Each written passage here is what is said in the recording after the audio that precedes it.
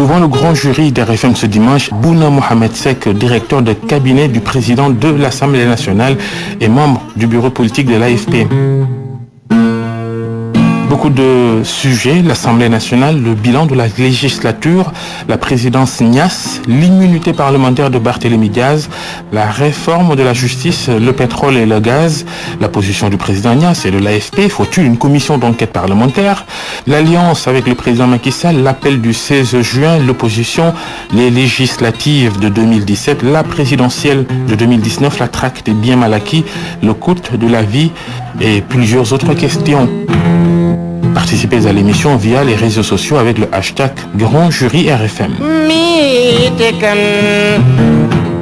Bouna Mohamed Seck, le directeur de cabinet du président de l'Assemblée nationale, face à Mamoudou Ibra Kane, le grand jury, dimanche 11h10, Radio Futur Média. Mesdames, Messieurs, bonjour et merci de nous renouveler votre fidélité. Nous avons le plaisir de recevoir pour la première fois Bouna Mohamed Seck. Bonjour. Bonjour Mamoudou. Merci d'avoir accepté notre invitation. On le rappelle à la suite de Babacar Fall que vous êtes le directeur de cabinet du président de l'Assemblée nationale, Moustapha Niasse. Membre fondateur de l'Alliance des forces de progrès, secrétaire national du bureau politique de l'AFP chargé des élections. Votre militantisme a débuté dans les années 70 à l'UPS puis OPS. Vous avez été membre du célèbre club de l'époque, Club Nation et Développement. Au plan professionnel, vous êtes un universitaire. De 2009 à 2012, vous avez servi comme professeur chargé d'enseignement au département des langues romanes de la faculté des lettres et sciences humaines à l'université Cheikh Anta Diop de Dakar, spécialité littérature mexicaine, le roman du XXe siècle plus précisément. Vous avez la réputation d'être un spécialiste du Mexique. Le mot de notre digital manager qui a parcouru les réseaux sociaux 3 jours après le grand oral du Premier ministre devant les députés et plus de 4 ans après l'élection de Moustapha Niasse à la présidence de l'Assemblée nationale, les Sénégalais s'interrogent sur le bilan de la législature qui s'achève en juin prochain. Quel bilan pour Moustapha Niasse? Quel avenir pour sa formation à savoir l'AFP, pendant que certains se posent la question sur le compagnonnage APR-AFP, d'autres s'interrogent sur la position des députés sur les différentes questions d'actualité comme la suite de la traque des biens mal acquis, le rebondissement dans l'affaire Barthélémy Diaz, le débat sur le pétrole et le gaz. Ils ont été nombreux en résumé à vous interpeller. L'émission peut être suivie en direct via les réseaux sociaux avec l'hashtag Grand Jury RFM et nos applications mobiles RFM Sénégal, GFM et vous. Première question, naturellement, Bouna Mohamed Seck, l'Assemblée nationale qui essuie beaucoup de critiques. À l'époque, on parlait de chambres d'enregistrement et d'applaudissements. Aujourd'hui, la critique qui revient souvent est qu'elle serait immobile, voire nulle. À quoi répondez-vous? C'est l'Assemblée qui ne joue pas son rôle ou ce sont les critiques qui en ont un mauvais entendement? Alors, bonjour Mamoudou, je vous remercie de m'avoir invité à cette émission, je dirais, phare dans le cadre du débat politique national. Je voudrais dire bonjour aussi à vos auditeurs, aux internautes. En ce qui concerne la première question, je dois d'abord dire que l'Assemblée nationale ne communique pas beaucoup. Il a souvent réagi quand des contre-vérités ont été diffusées pour rétablir les faits. Le président Niasse a eu très rapidement une idée très claire des réformes à entreprendre dès juillet 2012. Je vais vous citer quelques exemples et vous allez voir que entre ces critiques-là et la réalité, il y a un large fossé. D'abord, il faut voir à travers l'histoire du Parlement les différents profils des députés. Et le président Niasse a tout de suite compris qu'il fallait organiser ces réformes autour de l'axe du renforcement de capacité. Et première mesure, pour que les députés puissent participer aux travaux, que tous les députés puissent participer, il a fallu installer un système d'interprétation simultanée. La première fois que ce Parlement a été créé, depuis que ce Parlement a été créé, c'est pas, ce système donc marche aujourd'hui sous la 12e législature, et tous les députés, y compris le petit trio qui fait feu de tout bois, je dis, tous les députés saluent cette initiative. Deuxièmement, une Assemblée nationale, c'est aussi une bibliothèque, c'est aussi une mémoire. M. Moustapha Niasse, après la coopération avec l'Union européenne, pour ce qui concerne l'interprétation simultanée, s'est adressé à l'USAID, avec l'ONG 3D, cette bibliothèque qui est la mémoire non seulement du Sénégal, mais de toute l'Afrique occidentale française, l'ex-Afrique occidentale française. Donc, ces fonds de cette bibliothèque ont été numérisés, n'est-ce pas, y compris les archives, n'est-ce pas, toutes les lois. Et ça continue.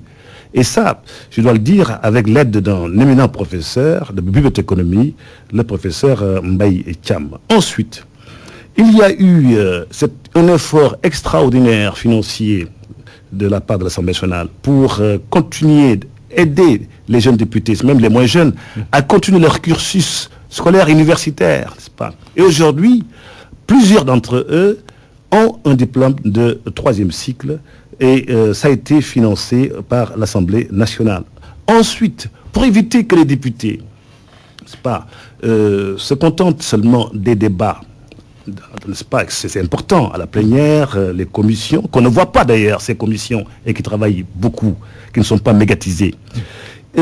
Moussa Niasse les a incités, les a encouragés, financés par l'Assemblée, parfois par la coopération avec l'Union européenne et d'autres partenaires, à se déplacer sur le terrain pour voir, n'est-ce pas, ce qui se passe sur le terrain, par exemple l'univers carcéral, n'est-ce pas, les conditions de détention de ces citoyens-là dans des conditions difficiles, ou l'AIBD, les infrastructures, les mines, etc., puisque nous n'avons que 50 minutes à peu près, je n'insiste pas. Il y a aussi le lexique de fiscalité, d'économie, n'est-ce pas, qui a été publié par l'Assemblée nationale, et qui a été validé par l'ONU, qui a été validé par l'ABAD, n'est-ce pas? Ce lexique est très utile parce que, même pour un profane, il est utilisable, et on l'a disposé dans les administrations, pas, les membres du gouvernement, les ambassades, etc., etc. Oui. Donc, vous voyez que j'ai pas fini. Oui, donc pour arriver au bout, le projet de la chaîne parlementaire, vous en êtes où? Alors, nous avons aussi entamé des études pour une radio parlementaire, n'est-ce pas? Le rapport est là, n'est-ce pas? Maintenant, la deuxième phase, c'est l'exploitation de ce rapport, n'est-ce pas? Le recrutement, certainement, de journalistes, et ouvrir cette première radio, n'est-ce pas? Il y a quelques problèmes de financement, bien sûr, parce que ce n'était pas budgétisé, mais l'idée est là. Et même au-delà de la législature, il y a une projection à long terme qui n'a rien à voir avec 5 ans, 10 ans. Le futur hôtel du Parlement, n'est-ce pas? La télévision parlementaire est abandonnée. Là, vous parlez de radio. C'est pas abandonné. Vous savez, vous êtes bien placé, Mamoudou, pour savoir qu'une télévision, n'est-ce pas, ça coûte très cher. Et que le budget de l'Assemblée nationale ne peut pas supporter le financement. Il faut être inventif pour ce qui est des financements. Tout à fait, mais on y est. Et M. Moustapha Niasse, vous le savez, a un carnet d'adresses assez bien fourni. Et le président de la République, je dois le dire, est très attentif à ces projets, et a épaulé, a soutenu une bonne partie de ces projets, surtout l'interprétation simultanée, n'est-ce pas, avec l'Union européenne et le président Schulz. Donc, alors, oui, vous parliez tout à l'heure de petit trio qui fait feu de tout bois. C'est qui, ce petit trio? Moi, Mamoudou, comme je vous avais promis, je ne prononçais pas de nom. Moi, je suis le directeur de cabinet du président de l'Assemblée nationale. Je n'en observe pas moins. Je suis un homme politique aussi, n'est-ce pas? Mais je ne vais pas ici publiquement donner des noms, n'est-ce pas? Je suis un homme politique et quand j'ai des adversaires politiques, quand ils ont un discours politique, je peux construire un discours politique pour faire face. Ce qu'il y a, c'est qu'il y a des députés, pas seulement de l'opposition d'ailleurs, mais de la majorité, qui disent que c'est la législature la plus immobile et même la plus nulle. Vous répondez quoi? Mais ceux qui le disent, je ne sais pas si c'est la majorité ou l'opposition, ce sont des députés. Moi, je ne suis pas député. Oui, oui, quand vous entendez ce genre de critiques. Mais moi, ça me fait sourire, très franchement. C'est pas parce que demain, quand on aura fait le bilan de cette législature, on se rendra compte qu'il y a une empreinte Moustapha Niasse, n'est-ce pas, dans l'histoire du Parlement sénégalais. Le bilan est positif. Le bilan est largement positif, parce qu'il a été très inventif, parce qu'il s'est projeté sur le court, le moyen et le long terme, parce que il a scruté l'horizon pour que ce Parlement-là, progressivement, épouse les ruptures indispensables pour jouer son rôle, d'autant plus qu'aujourd'hui, avec le référendum de mars 2020, il ne s'agit plus seulement du contrôle de l'action gouvernementale, il s'agit aussi d'évaluer les politiques publiques. Ce qui renforce cette idée de Moustapha Niasse, du président Niasse, dans sa détermination de renforcer les capacités des députés, notamment avec les assistants parlementaires aussi. Sur l'action gouvernementale, le contrôle de l'action gouvernementale, justement, la critique qui revient à l'encontre de l'Assemblée nationale, c'est qu'il n'y a pas justement de contrôle de l'action gouvernementale, que le pouvoir législatif est inféodé au pouvoir exécutif. Quels sont les éléments que vous avez à mettre sur la table pour le contredire? Alors, ce mot-là, je le récuse parce que les gens s'attendent à quoi? Il y a une majorité. Oui. L'exécutif, le président de la République, a les mêmes électeurs que les députés de la majorité, n'est-ce pas? Le président Niasse et le président Macky Sall et le président Niasse se concertent sur des questions d'intérêt général, n'est-ce pas? Ils appartiennent à la même majorité, ils appartiennent à la coalition Benno Bokk Yakaar. Mais dans quelle grande démocratie vous voyez que la majorité qui est au Parlement fait face à la majorité qui détient l'exécutif, n'est-ce pas? Les gens, mais on a vu ce qui s'est passé dans les 12 des dernières années. C'était presque une caricature, n'est-ce pas? Et oui, mais justement, cette assemblée-là, elle est élue pour faire mieux. Mais je suis en train de vous dire, de vous démontrer, n'est-ce pas? Parce que elle est en train de faire mieux. Cette affaire d'interprétation simultanée, c'est là, vous allez dans l'hémicycle, c'est comme un nez sur un visage, c'est visible, n'est-ce pas? Et il y a des choses encore qui ne sont pas aussi visibles. La réforme du règlement intérieur, le processus est en cours, n'est-ce pas? Parce que ce règlement intérieur, il faut bien sûr l'adapter au nouveau rôle, aux nouvelles missions de l'Assemblée nationale, n'est-ce pas? Il y a quelques articles certainement qu'il faudra revoir et le président Niasse et les députés, le bureau, se sont rendus compte que pendant ces 4 années, il y a eu quelques contentieux, quelques polémiques et quelques vides juridiques qui ont été constatés et qu'il faudra corriger certainement avec cette réforme du règlement intérieur. Et qui va donner quoi? Juste. Mais qui va donner quoi? Pour donner une idée. Mais qui va... Vous avez vu comment, par exemple, tout ce bruit qu'il y a eu autour de la création ou non d'un groupe parlementaire, n'est-ce pas? Avec l'article 22, n'est-ce pas? Et vous savez, moi j'ai appris une chose depuis le 3e mandat du président Wade, n'est-ce pas? Qu'en droit, très souvent, on peut défendre une chose et son contraire, n'est-ce pas? Donc, il faut éviter autant que possible ces vides-là, n'est-ce pas? Le règlement intérieur, pourtant, de ce point de vue, est très clair, l'article 22, n'est-ce pas? On ne peut pas changer la configuration d'un groupe sans l'intervention du président de ce groupe en exercice. Le président de ce groupe en exercice, c'était M. Modou Diagne Fada. Donc il était incontournable. C'est la loi, n'est-ce pas?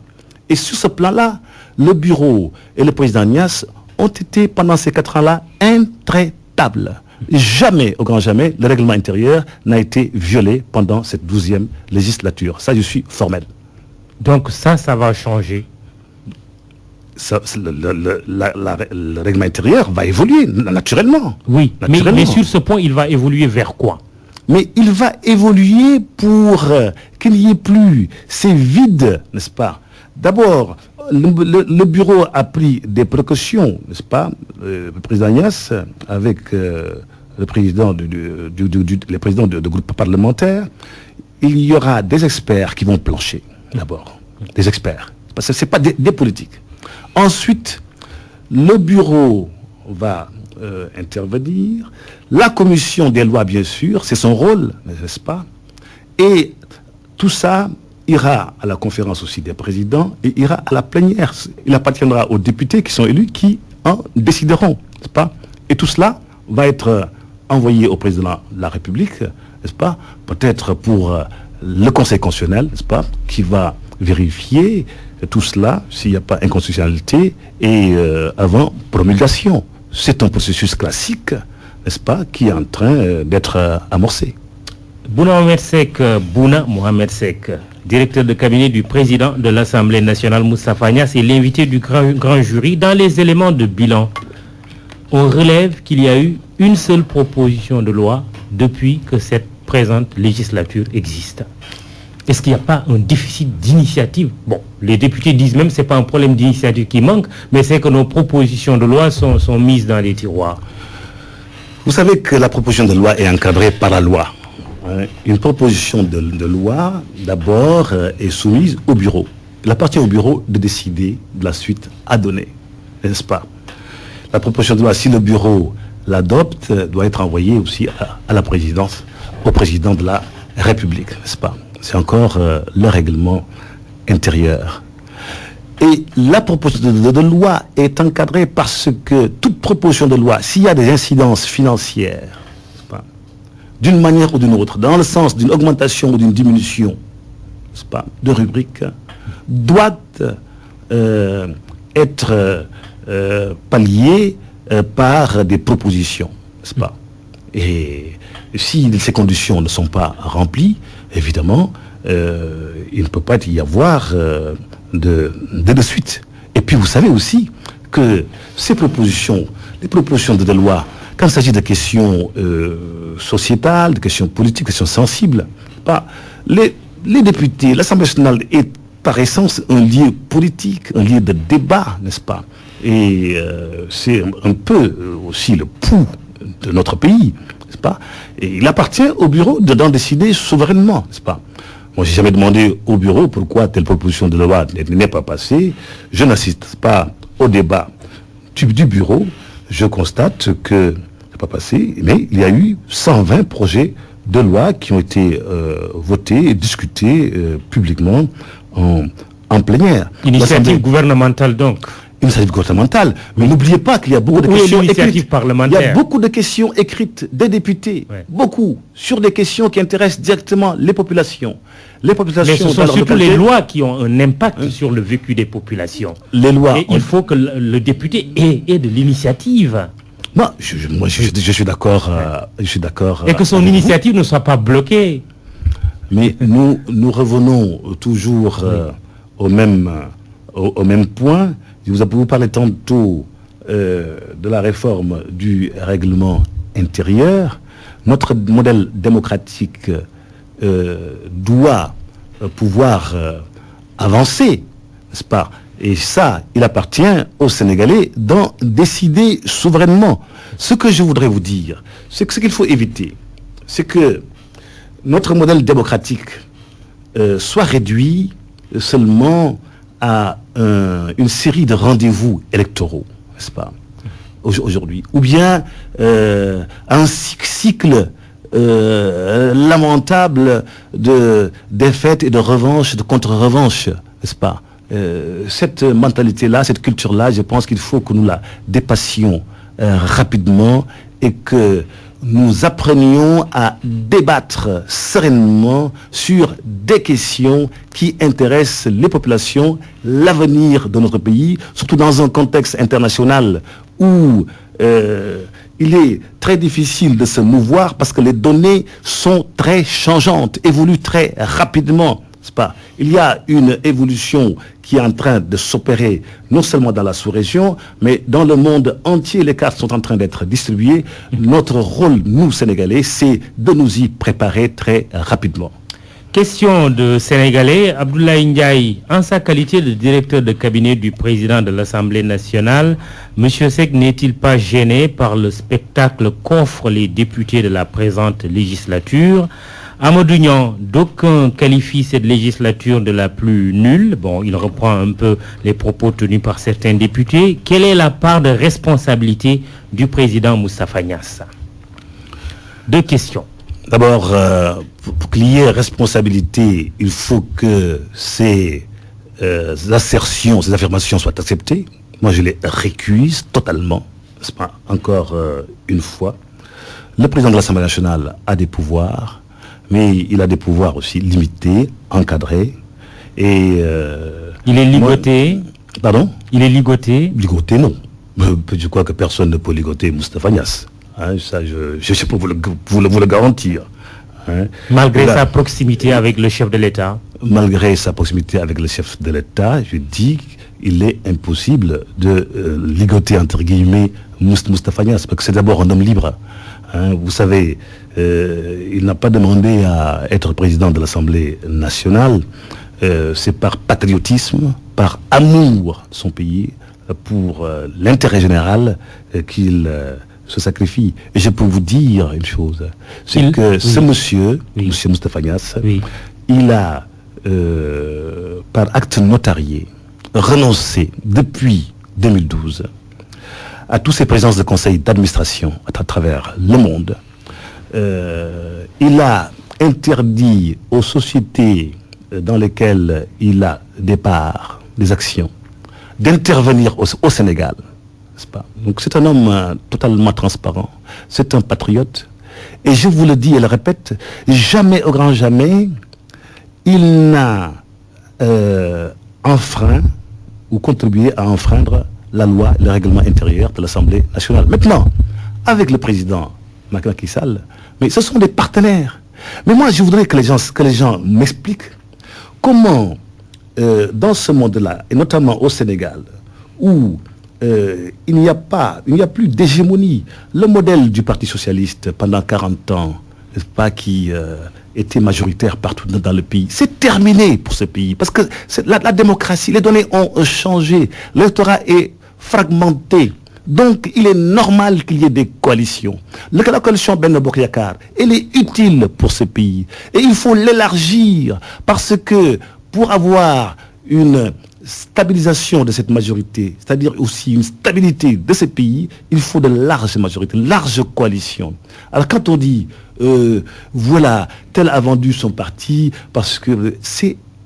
Excusez-moi, hein, ce sont des inepties, n'est-ce pas? Parce que quelqu'un comme le président Niasse, je peux le dire, on ne peut pas le soupçonner d'accepter un poste pour en jouir, parce que ce qu'il avait avant d'aller à l'Assemblée nationale est largement supérieur aux avantages qu'il a. Ça, je peux en témoigner à l'Assemblée nationale. Justement, c'est là que l'opinion, en tout cas une bonne partie de l'opinion n'a pas compris pourquoi le président Moustapha Niasse a accepté un renouvellement annuel d'un mandat qui devrait être 5 ans. Pourquoi il l'a accepté? Pourquoi il n'a pas tapé du poing sur la table pour faire respecter justement cette conclusion des assises nationales auxquelles il a pris part et qui préconisait que le président de l'Assemblée nationale soit élu pour 5 ans? D'abord, je dois vous dire, aujourd'hui, l'Alliance des forces de progrès, son secrétaire général, M. Moustapha Niasse, épouse toujours les contours des assises nationales. Ce que nous avons voulu pour les assises nationales, nous le voulons encore aujourd'hui. L'AFP est très claire, n'est-ce pas, dans ce sens. Aujourd'hui, quand même, après cette fameuse proposition de loi, ce que vous critiquez aujourd'hui est dépassé, n'est-ce pas, depuis l'année dernière. Oui, d'accord, mais avant la législature actuelle. Encore une fois, tout cela s'est décidé entre partenaires. C'est la première fois quand même, Mamoudou, que depuis la création de ce Parlement, que le président de l'Assemblée nationale n'a pas le même parti que le président de la République, n'est-ce pas? Moi, comprenez, un chef de l'État qui vient d'être élu ne peut pas aller à l'aventure non plus. Nous sommes tous des hommes politiques, n'est-ce pas? C'est pas une question de gage.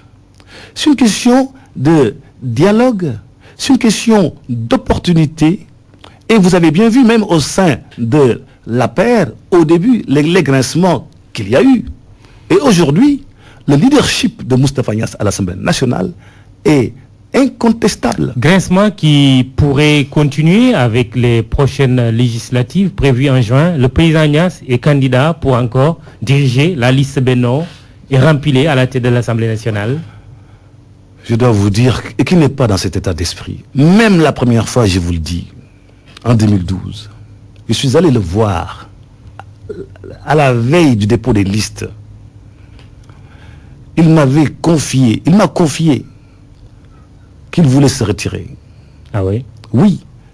Et comme par hasard, 2 minutes après, le téléphone a sonné. C'était le président Macky Sall. Il adopterait aujourd'hui la même posture. Je vous le dis que M. Moustapha Niasse n'a jamais été de demandeur. Depuis qu'il a été directeur de cabinet du président Senghor, jusqu'à présent, il n'a jamais été demandeur. C'est pas aujourd'hui qu'il va commencer. Très bien. Alors, que pensez-vous du spectacle qu'offrent les députés de la présente législature? Question d'Abdoulaye Ndiaye. Je vous le dis encore une fois, ce sont des hommes politiques qui sont dans un lieu éminemment politique. Ce que j'ai remarqué, moi aussi, homme politique, bien que je sois directeur de cabinet, il y a eu des tentatives de blocage du fonctionnement de l'Assemblée nationale. Il y a eu une majorité qui l'a et qui s'est organisée pour faire face à une minorité qui a tenté de bloquer le fonctionnement de l'Assemblée nationale. Et finalement, l'Assemblée nationale a continué à fonctionner. Ce que j'ai remarqué. Maintenant, le comment, le pourquoi, vous le savez, le comment maintenant, moi, je n'ai pas à émettre des jugements de valeur sur les outils employés pour arriver à ces fins-là. L'immunité parlementaire d'un député, Barthélémy Diaz, du Parti socialiste, élu sur la liste Benno, est en question. C'est le 11 novembre que cela doit être étudié. Mais éclairez-nous. Est-ce parce que le président Moustapha Niasse a été saisi par le procureur général qu'il soumet la question à l'Assemblée nationale, ou est-ce que parce qu'il a été saisi par le député Barthélémy Diaz qui a demandé la levée de son immunité parlementaire? Je vous remercie. Vous me donnez l'occasion. Dans l'affaire Ndiaga Diouf. Bien. Alors, ce qu'il faut d'abord affirmer, de manière très claire, c'est que l'immunité parlementaire n'est pas un droit individuel. C'est un privilège qu'on appelle privilège d'ordre public. Mais quand Barthélémy dit « j'ai écrit au président de l'Assemblée nationale et à d'autres députés ». Laissez-moi terminer. Oui, allez-y. Je disais que ce n'est pas un droit individuel, c'est un privilège d'ordre public. Donc un député, il peut écrire 1000 fois pour demander la levée de son immunité parlementaire, mais il n'y a pas de suite. Mais vous avez vu que dès que le ministre a transmis la demande du procureur général, le bureau s'est réuni, la conférence des présidents s'est réunie et la procédure est entamée. C'est encadré, l'immunité parlementaire. Maintenant, la procédure est entamée, la commission des lois va se réunir, va créer en son sein une commission ad hoc avec au moins un président, un rapporteur, peut-être un vice-président ou deux, et ils vont revenir à la plénière avec une résolution pour soumission à la plénière. Si la plénière est d'accord, le comité ad hoc va travailler et revenir à la plénière avec un rapport, avec des propositions, et ce rapport va être soumis au vote. Voilà la procédure. Mais est-ce que Barthélémy Diaz avait bien écrit au président de l'Assemblée nationale dans ce sens? Vous êtes son directeur de cabinet. Oui, il avait écrit au président de l'Assemblée nationale, mais le président de l'Assemblée nationale ne peut pas enclencher une procédure, encore une fois, sur la base d'une demande d'un député. Vous savez, en 24 heures, dès que le ministre de la Justice a transmis au président de l'Assemblée nationale la demande en question, eh bien, la procédure a été entamée. Monsieur Niasse, vous savez, c'est un administrateur qui a de l'expérience, qui a blanchi sous la armée, n'est-ce pas? Il y a des lettres qui ne sont pas suivies de réponses dans l'administration, parce que les réponses peuvent donner à conséquence, n'est-ce pas? Voilà. Quelle réflexion vous inspire les soupçons de dessous politique de cette affaire Ndiaga Diouf? Je rappelle qu'il a été tué en décembre à la suite, d'après Barthélémy Diaz, de nervis qui ont été envoyés pour le liquider physiquement. Barthélémy Diaz dit qu'il n'a pas tué mais qu'il a tiré en l'air. Mais aujourd'hui, certains disent que si cette affaire est réactivée, c'est parce que Barthélémy Diaz n'est plus en odeur de sainteté au sein du régime du président Macky Sall. Vous savez, Mamadou, moi j'ai beaucoup de respect, trop de respect pour la justice, parce que c'est le procureur général, qui lui-même a été saisi par le procureur de la République. Donc c'est la justice qui est en cours. Par contre, je ne vais pas faire la langue de bois là, hein, et je pense qu'il faudra tout de même aller plus loin dans cette affaire-là, parce que il n'est pas normal qu'un maire soit attaqué dans sa mairie, dans une démocratie. Parce que si c'est possible, personne ne sera plus en sécurité dans ce pays. Et les leaders de l'opposition de l'époque avaient tous condamné cette attitude et défendu Barthélémy Diaz. Mais nous continuons à condamner cette initiative qui est délictueuse. Parce que on ne peut pas armer des gens et attaquer une institution comme une mairie ou des domiciles privés comme l'ancien régime l'avait fait, et avec des justifications tirées par les cheveux de l'ancien ministre de l'Intérieur. Je pense que nous devons être très clairs. Nous sommes dans une démocratie et les débordements doivent être châtiés pour que tout le monde puisse vivre dans la sécurité et dans la paix. Mais est-ce qu'en levant demain l'immunité parlementaire de Barthélémy Diaz, c'est une hypothèse, l'Assemblée ne donne pas une arme à quelques personnes qui seraient tapis dans l'ombre, qui voudraient faire sa fête à Barthélémy Diaz? Moi, je ne peux pas préjuger ce que vont décider les députés. Et encore une fois, je m'interdis de penser que tout ce processus-là est en cours pour régler un problème politique. Il y a des coïncidences troublantes, hein? Des coïncidences troublantes, c'est vous qui le dites. Oui. Mais je le relève au même titre que d'autres. Alors, nous allons continuer avec le processus. Qu'est-ce que ça va donner? Je ne sais pas. Est-ce que l'immunité de l'honorable député Diaz va être levée ou pas? Je l'ignore, parce que je ne sais pas, je ne peux pas préjuger. Et qu'est-ce que la justice va faire? Est-ce qu'il y aura un procès ou pas? Et s'il y a un procès, est-ce que les commanditaires seront démasqués et punis? Pour vous, il faut s'interroger sur les commanditaires aussi. Mais tout à fait. C'est un dossier global, n'est-ce pas? Parce que ça, c'est la conséquence d'un acte ou d'actes délictueux qui ont été entamés antérieurement, n'est-ce pas?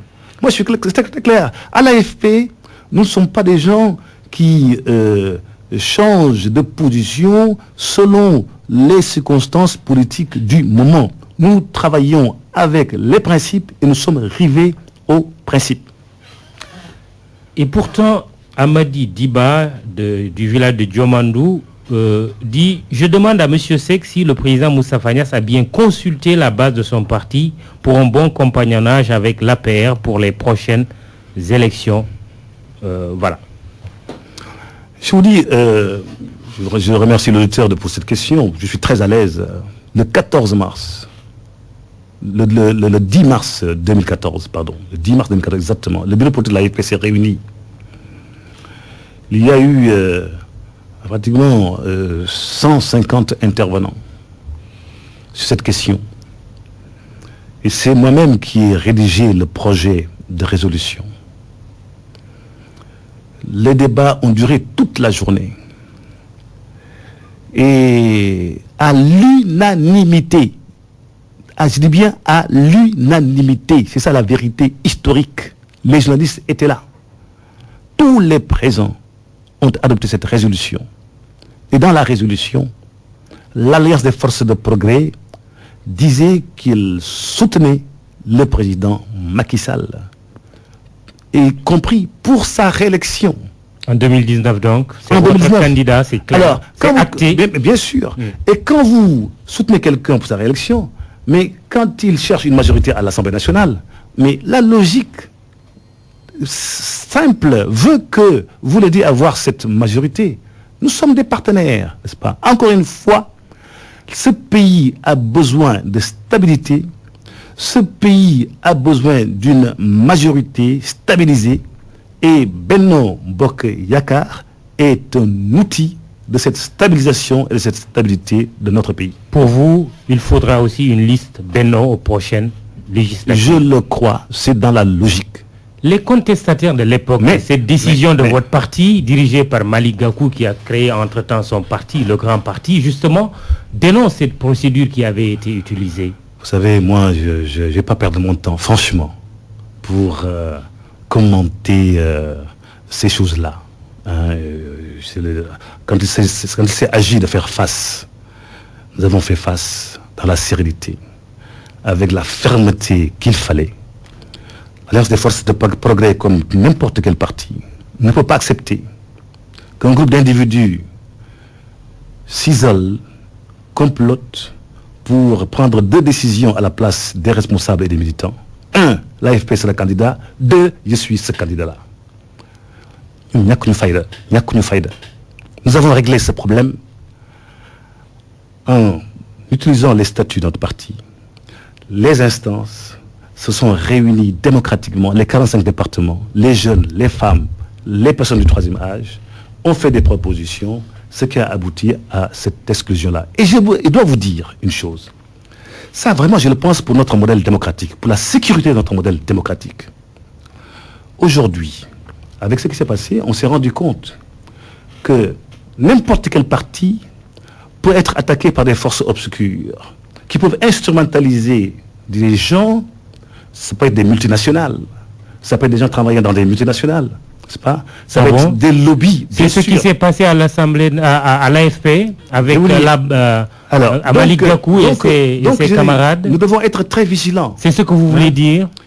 Je suis en train de vous dire que notre démocratie peut être menacée par des forces extérieures ou des forces intérieures, des lobbies intérieurs, qui peuvent financer des agitateurs, des comploteurs au sein des partis politiques, n'est-ce pas, qui sont parfois au cœur de l'État pour tenter d'accaparer des parcelles de pouvoir dans ce pays, ou même essayer de choisir à la place des Sénégalais les dirigeants de ce pays. La question est précise. Est-ce que c'est ce qui s'est passé à l'AFP? En partie, oui, je l'affirme. Mais Mamoudou, ne revenons pas en arrière, s'il vous plaît. Ça, nous l'avons déjà dit et redit depuis lors. Ce problème est dépassé. Malick Gakou est sous la coupe de lobby, de multinationales. Ça ne nous intéresse pas. Ce qui nous intéresse aujourd'hui, ce problème est dépassé. Très bien. Et j'invite les démocrates et les patriotes à être vigilants, y compris ceux de l'opposition, à être vigilants. Parce qu'il ne faut pas qu'un jour, que des forces extérieures soient représentées, tapies dans des partis de la majorité ou dans des partis de l'opposition. Parce que ça peut avoir des conséquences très graves pour notre démocratie. Nous devons être vigilants. C'est pour la sécurité de notre pays. C'est pas pour l'alliance des forces de progrès. Je parle pour la sécurité de notre pays et pour la pérennité, la transparence et la conservation de la souveraineté populaire. Bouna Ahmed Seck, nous reviendrons sur ce point quand nous allons aborder le pétrole et le gaz, mais une autre mort, c'est ce taximan, paix à son âme, qui a été tué, Ibrahima Samb, de son nom, le meurtrier Ousseynou Diop, qui a lui-même reconnu les faits. Bon, la justice, pour le reste, fera son travail, mais sur ces faits, Bouna Ahmed Seck, qui ont ému presque,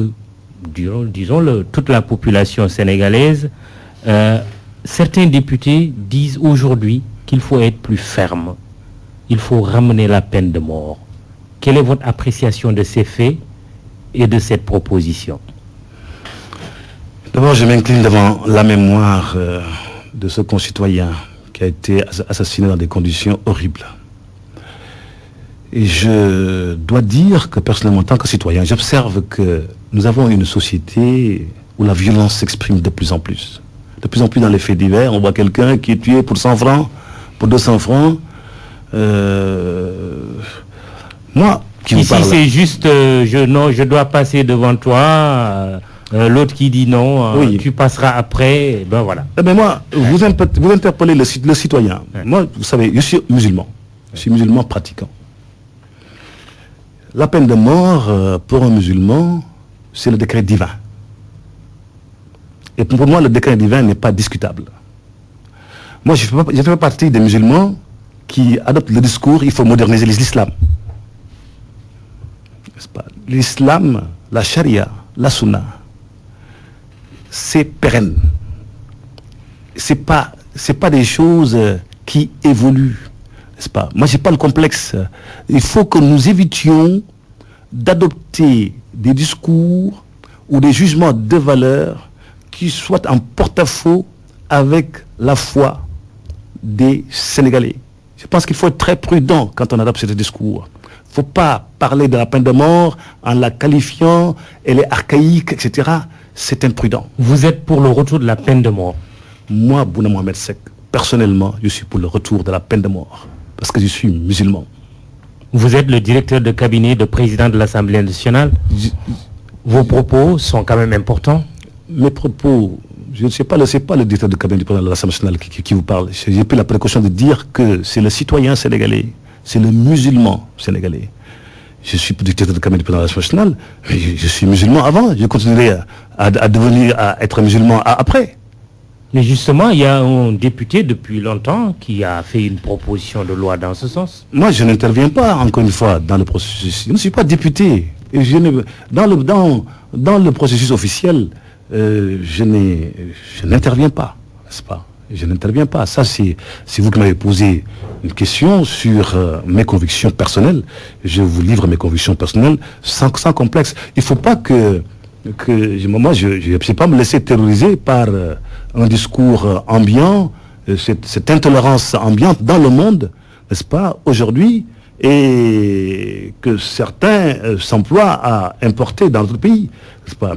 Le problème pour un musulman est réglé depuis très longtemps, n'est-ce pas? Alors, il n'y a pas que le spectacle des députés qui intéresse l'opinion, il y a également le spectacle des ministres. Madame Fatou Tambedou, si devant un ministre délégué chargé un peu des inondations, a eu à tenir des propos à l'endroit du ministre Diène Farba Sarr pour dire aux députés qu'il n'est pas normal que son département ait un budget voté par l'Assemblée nationale et qu'elle n'en ait pas la possibilité de l'exécuter. Finalement, elle a été limogée. Votre commentaire? Vous savez, d'abord, l'Assemblée nationale a des missions bien définies. Quelqu'un l'a dit aujourd'hui dans votre radio, j'ai remarqué. On ne peut pas venir à l'Assemblée nationale pour régler des problèmes intra-gouvernementaux, n'est-ce pas? Ce n'est pas possible, ce n'est pas le rôle de l'Assemblée nationale. D'ailleurs, le président Niasse a interpellé le ministre en question pour lui rappeler que les débats à l'Assemblée nationale sont encadrés par le règlement intérieur. Moi, je pense que pour la marche de l'État, le rituel républicain, il est normal que la sanction soit tombée aussi vite. Maintenant, le fond, je ne me prononce pas. Pour la forme, un gouvernement, c'est d'abord la solidarité, c'est... bon, je ne vous rappelle pas ce que disait M. Chevènement à propos des ministres. Bon, je vais... ça c'était où ça s'en va. Oui, oui. Pour dire ça de manière moins vulgaire. Voilà, oui. Mais quand Mme Fatambedou quand même dit, vous députés, vous avez voté un budget pour mon département, mon ministre de tutelle m'empêche de l'exécuter, est-ce que ce n'est pas un problème de fond? Si on reprend ses propos, en tout cas. Vous savez, moi, vous faites votre travail de journaliste et c'est normal. Moi, je ne peux pas, à partir d'une déclaration épiloguer. Moi, je m'en tiens à la forme. Le fond, vraiment, je ne le commente pas. Le pétrole, cela fait débat dans le pays. L'opposition autour de Manko Watu Sénégal a interpellé à plusieurs reprises le gouvernement. Il y a même une évolution judiciaire de ce dossier puisque M. Franck Timis et M. Aliou Sall ont déposé une plainte contre 11 personnalités de l'opposition mais aussi de la société civile. Et quelle est la réflexion que vous inspire le débat sur le pétrole, Bouna Mohamed Seck? D'abord, je dois déplorer la nature de ce débat. En matière d'aide de pétrole, j'ai la chance d'être avec un homme qui a travaillé dans le pétrole pendant très longtemps, M. Moustapha Niasse. Il y travaille toujours? Et il ne travaille plus. Je vous dis, c'est pas possible. Très bien. Il ne travaille plus. Je vous dis qu'il par acte non notarié, il a renoncé à ses fonctions depuis 2012. D'abord, pour dire, le pétrole, c'est pas un produit comme les autres. C'est un produit encadré au plan international. Il faut le dire. Et je dois saluer d'ailleurs la décision du président de la République de créer un comité stratégique pour le pétrole. Aujourd'hui, on parle beaucoup de pétrole, mais l'enjeu, ce n'est pas le pétrole en soi. C'est la construction rapide d'une économie pétrolière. Parce qu'autour du pétrole, il y a beaucoup de choses. Je disais que c'est un produit qui engendre des enjeux d'ordre géopolitique à l'échelle régionale et à l'échelle mondiale. On ne peut pas faire du pétrole ce qu'on veut. Les contrats, premièrement. Les contrats, il faut séparer le contrat qui porte sur la recherche et la prospection des contrats qui portent sur l'exploitation elle-même. Et quand il s'agit de cette première phase, on ne peut pas demander à quelqu'un qui investit son argent d'accepter des taxes. J'ai entendu un certain haut fonctionnaire en parler encore ce matin. C'est absurde. Il n'y a pas de taxes à l'étape de la prospection. Même s'il y a des transactions, il y a des opérations. C'est un principe universel, n'est-ce pas? Il n'y a pas de taxes à ce stade-là.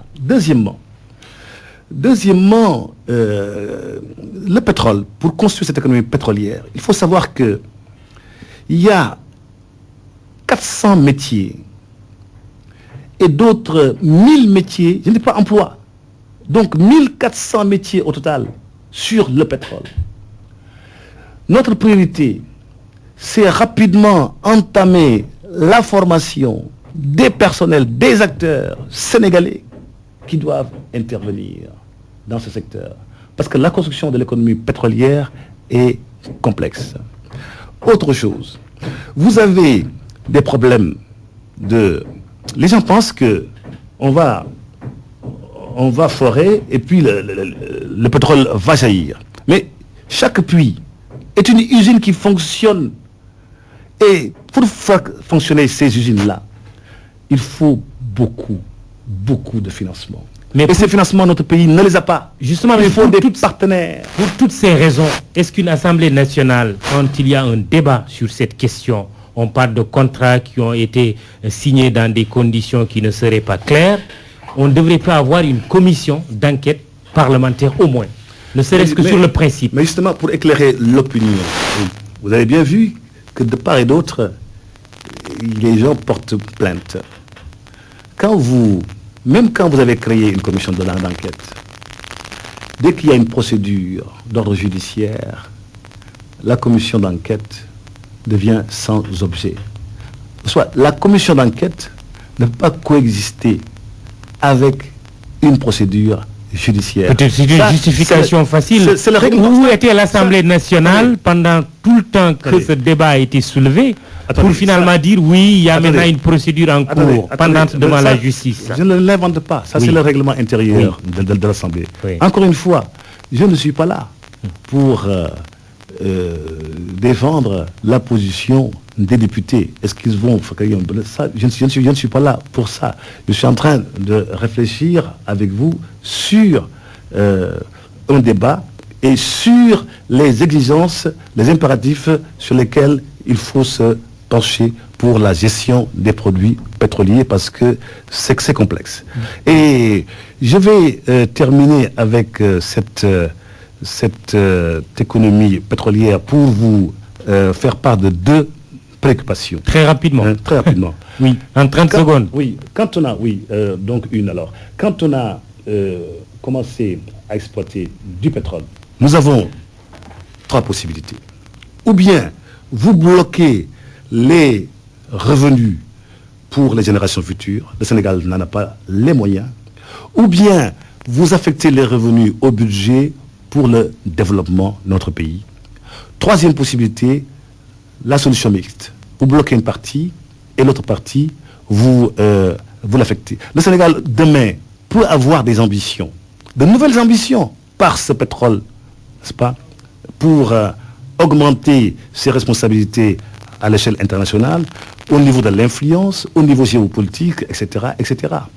Ça, ce sera le choix souverain de notre peuple. Bounou Mohamed Seck, c'est terminé. Malheureusement, on n'a pas pu épuiser les thèmes qui étaient initialement prévus. Ce n'est sûrement que partie remise. Je rappelle que vous êtes le directeur de cabinet du président de l'Assemblée nationale, Moustapha Niasse. Vous êtes membre fondateur de l'Alliance des forces de progrès et secrétaire national du bureau politique de ce parti chargé des élections. Émission Le Grand Jury présenté avec un immense plaisir par Mahmoud Ibrakan. À la technique, Saliou Dem, Digital Manager Cherfal. Dans un instant, le journal de midi avec Barthélémy Ngom.